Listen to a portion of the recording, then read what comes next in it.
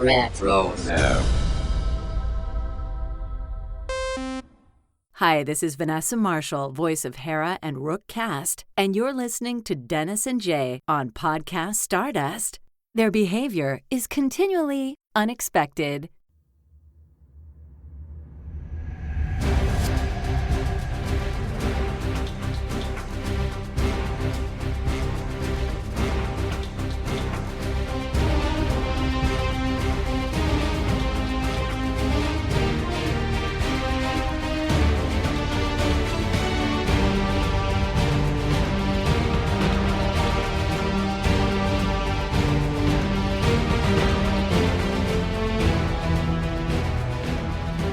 Welcome to Podcast Stardust. This is the fully armed and operational podcast dedicated to Star Wars news, reviews, and discussion. I'm Dennis Keithley.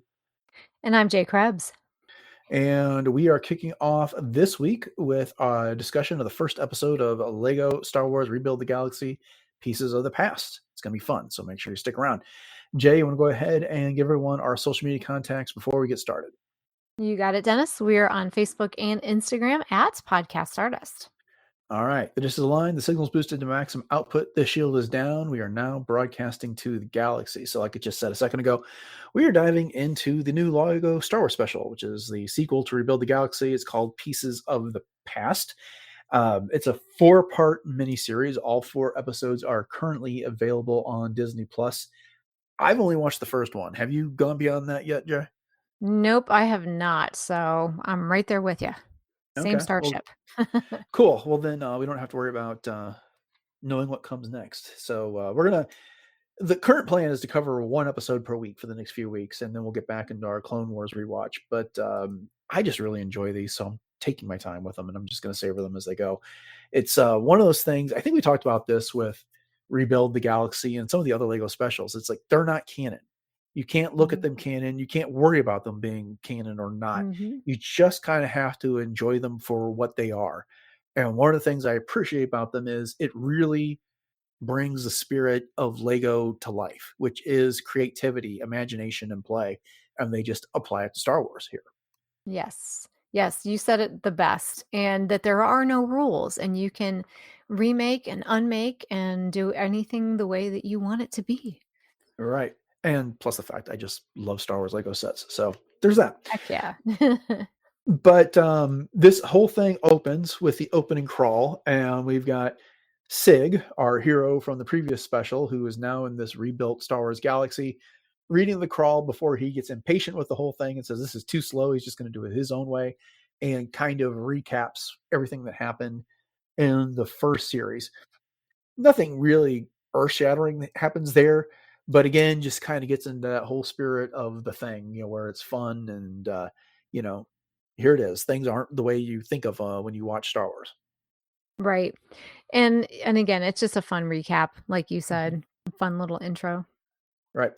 But then this is where the real fun begins. And that is we get a scene on Dathomir, and we find Sig's brother, Darth Devastator, who goes by Dev, searching for something, and something's been calling him out to him, but he cannot find it. And so he's kind of throwing a tantrum on Dathomir, and you see him smashing stuff. And then he gets confronted by a bolt, which he deflects with his lightsaber. And the hurler of said bolt turns out to be Asajj Ventress. And she asks why he is tarnishing their sacred grove. And she introduces the Day Sisters, who help protect the light in the galaxy. Fun twist. I had no idea there was an Asajj Ventress character in this, or if they told us, I forgot about it. What'd you think? Oh my gosh, I love this. This was probably one of my favorite parts of the entire episode, and the fact that we got Asajj with her blonde hair as well. So that particular version, I just thought that was a great touch. And then they lean into Legends by bringing the Rancors into this, because in Legends, that's where the Rancors came from, was Dathomir. They got away from that in the current canon. There aren't Rancors there, or at least none that we've seen. But, I'm thinking of the courtship of Princess Leia and the like, where the Night Sisters were riding Rancor, and the Singing Mountain Clan was doing the same type of thing. And that's what we got going on here. That was a fun little callback that way. Yes, that was such a great touch. I agree. And so apparently Sig has been seeing all this in a dream, and he wakes up, snaps out of it, and we kind of get some exposition between him and Jedi Bob, or should I say Jedi Master Barbarian Atoll. They're on the planet at Nor, and we get a fun little training montage. And I love the fact that Sig is going through the training course with Servo, the little gonk droid, strapped to his back. And when he asks Jedi Bob, "Why do I have to do this?" He's like, "Oh, because it's funny." It looks ridiculous. Yes. No other reason. That's so great. And this scene, as you pointed out earlier, is truly what Lego is all about. And just on the cuff, just saying, I want to build this and I want to make that. And let's transform this into that. Yeah, Perfect. yeah, because he has to ring the bell, and it turns out that Bob's using the Force to make all these different things, and so Sig goes at it with the U-wing, which turns into an TIE interceptor, and then to an ATTE, and then into a Jedi starfighter. I mean, he's just thing after thing after thing there, and it was really fun getting into it before Yessie returns with the Dark Falcon. I forgot she had the Dark Falcon after I the did first series, too. but another joke that made me laugh is that Sig has obviously got some sort of a crush on Yessie, and so he's all nervous about her coming back. And then he's like, "How does my hair look?" And he's all moving it around. You see the little Lego piece that's his hair moving around, and Bob says, "It doesn't matter what you do; it always looks the same." Which, it's not like it's comedic gold, but in the moment, it was funny. And for those It of us who was. plays with enough minifigures, I mean, yeah, the hair never moves. It's just that it's a piece of plastic. Yeah. No, I seriously laughed out loud at that. That was a very funny moment. It always looks Yeah. the same. Just Yeah. the way he said it. Right. But I don't necessarily want to go through every scene of this, but so, we'll just kind of skip around. And if I skip something that you want to talk about, then make sure you bring it up here. But, they're, they're getting ready to settle down for the night. And then they get confronted by Grogu, except for in this galaxy, they don't know it's Grogu. I mean, which is funny because Sig is like such a know-it-all with all of the Star Wars lore. And Grogu shows up and it's like, it's a baby Yoda, which is exactly what we all said when we watched The Mhm. Mandalorian the first time. So kind of a neat breaking the fourth wall moment there in a way. That was genius. Yes. No, I love how you just put that breaking the fourth wall because that is exactly what it is. Right. And then of course it's not the Mandalorian, it's the Landlorian, which we knew from the trailers that this was going to Right. happen. Did not make it any less cool. And so, when they're cooing over Baby Yoda, Billy D. Williams does the voice and says, the baby's name is Grogu, baby, and the way only he can. Yes. And this show is better for having him do the voice. Oh, for sure. I mean, he's just so smooth and just so classic. That was my other favorite part of this entire thing was the Landlorian. Right. And they have to get Din Djarin subthermal detonators for the Mandalorian and Grogu movie. Right? That was so These are cool. That was a so neat little cool. touch. Now, the subthermal, that was fun, because it was, uh, you know, we all know the thermal detonator there. So subthermal, that made perfect sense. But it just kind of, Sig's response to subthermal. What is that? Get frozen in carbonite. So nice touch there. Mhm. Yeah, I wonder if there actually is some sort of, technology that can create something like that, even on a small scale Well, in Star Wars, I'm obviously. just thinking, in The Empire Strikes Back, there was the carbon freezing chamber. Mhm. In season one of The Mandalorian, Din was carbon freezing people in less than a closet on his ship. Mhm. So I don't know they can perfectly encase them in the way that they do in the carbon chamber or anything like that, but why not? I suppose. Yeah, it's kinda like when computers first started, they would take up an entire room, and now we hold them in the palm of our hand. That's true. That's true. And another fun joke. So Sig and Yessie and Bob wake up, and Sig's talking about how, wait a minute, I know this place. It looks familiar. And then he puts two and two together and he's like, no, it can't be. It's the Death Bar. That's impossible. And then he's surrounded, of course, by all these different Darths. And they're like, Death Star? We call this the Battle Ball. Oh, Death Star is so much better. Yeah. but it's kind of like Darth Ray and her jolly band of Darth idiots. Mhm. Darth Jen Urso, Darth Rose Tico, Darth Plo Koon. There's a Darth Ithorian, Darth Hammerhead, Darth Nibs from the Young Yes. Jedi Adventures, Darth Jawa, and a few others, and of course, they're surrounded by the clone Mon Calamari. Okay, have you seen the new Death Star Lego model that they are selling? I have not, no, but I assume that it's very similar to what we got here.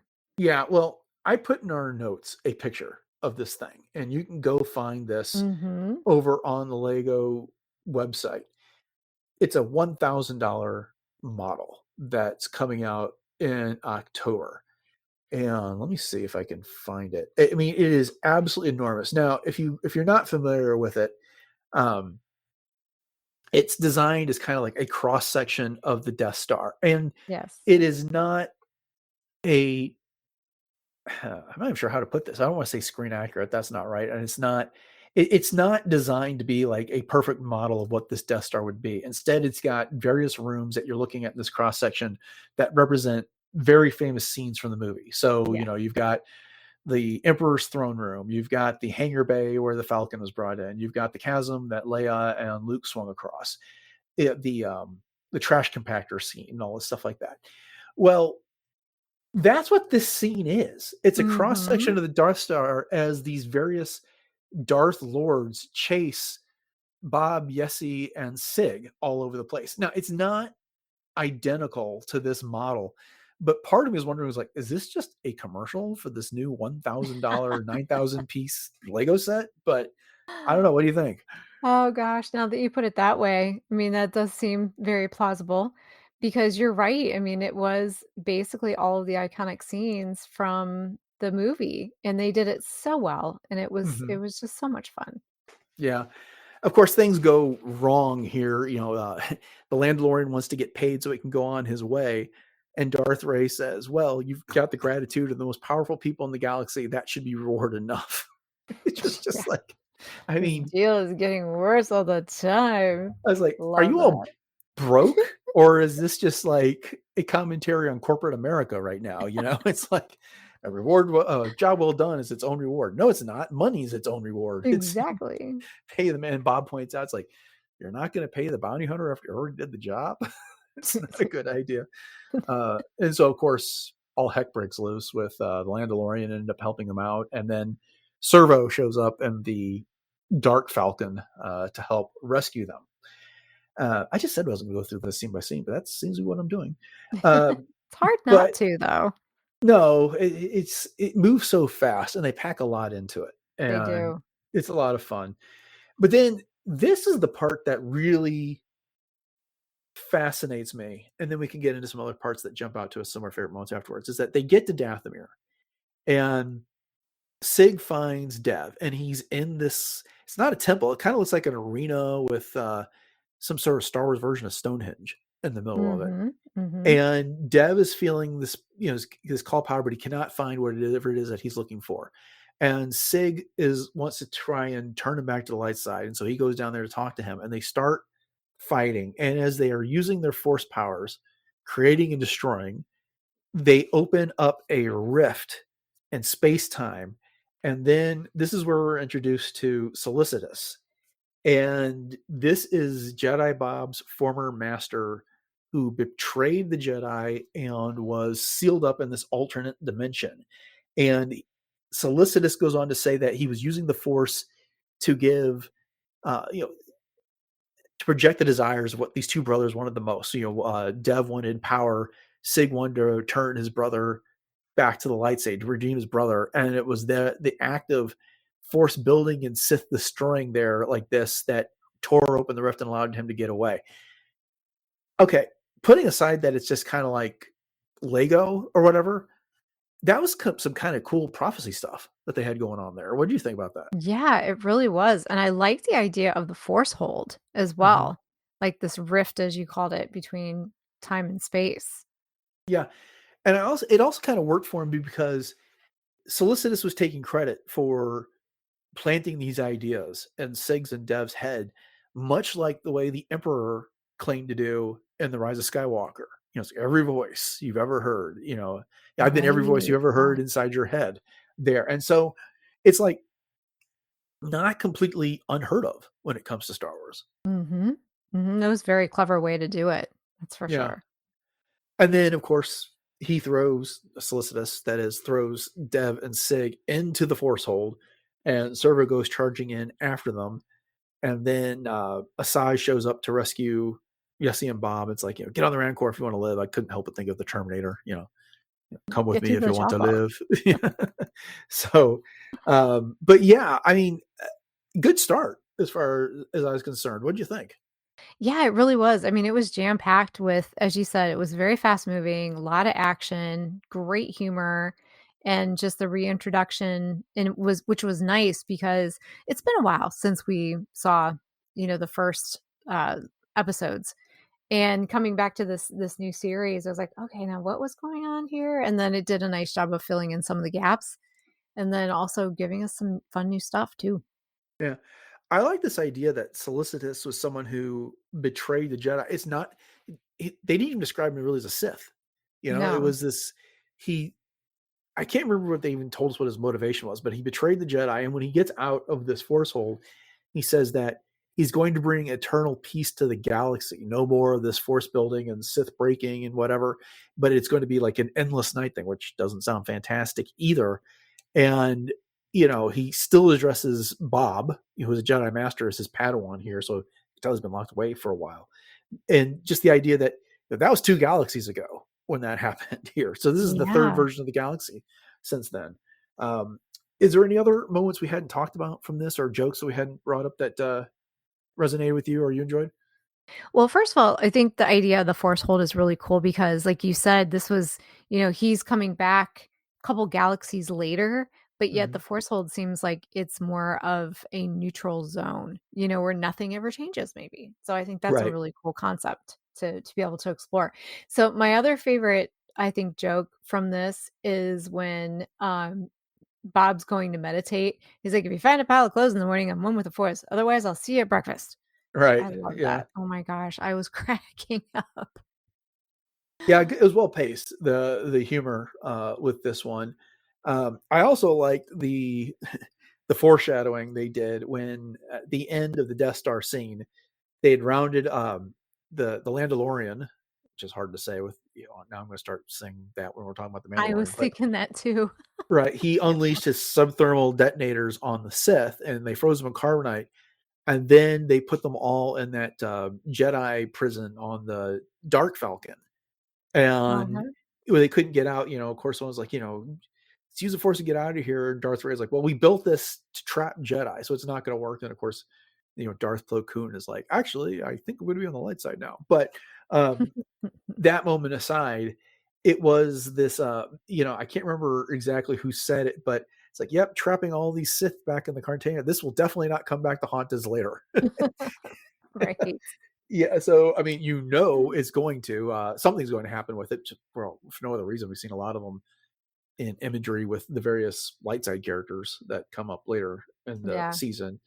Um, exactly. which was your favorite Darth? Oh my gosh, as much as for the Darth Nibs, I don't watch the Young Jedi Adventures, obviously, but that one caught me just because it reminded me almost of, one of the, like, Gizmo After Midnight, you know, Yeah, from the 1980s, the good call. yeah, Yeah, I like don't that. feed them after midnight kind of thing. Bizarro Gizmo from Gremlins. Yeah, Yeah. um, yeah. You know, it was such a small part of it, but every time I see the Darth Jawa, Yeah, that makes that's a good one me too. laugh. Just the thought of it. They don't give him much screen time. They don't give him much to do, but just the idea of a Sith Jawa is hysterical to me. Mhm. I also like the fact that the secondary lasers on the Death Star don't work. And so they keep trying to blow up worlds as whatever. And Plo Koon's like, that's that whole secondary lasers not functioning Right, not thing functioning. coming from. But Good yeah, stuff, I don't know yeah. if there's a whole lot else more to say about this other than it's just incredibly fun. It And I is. think something that people should give a shot. I mean, like I said, just go into it accepting it for what it is, which is Yeah, we've been doing all of those Laugh It Up Fuzzball episodes this year. And Mhm. this is not the same thing. It's not a fan-made thing, but it is just the spoofing on Star Wars, the goofing on Star Wars. It's in that, the satire in a way. Aimed at kids, absolutely. But the idea of some of the mashups they do and how they twist things is what makes it fun. And it's just, you don't have to really engage with it with all the sincerity that you do regular Star Wars. You can just kind of turn your mind off and watch it and have a good time. Mhm. Well said. Yes, I think that's a perfect way to sum it up. All right.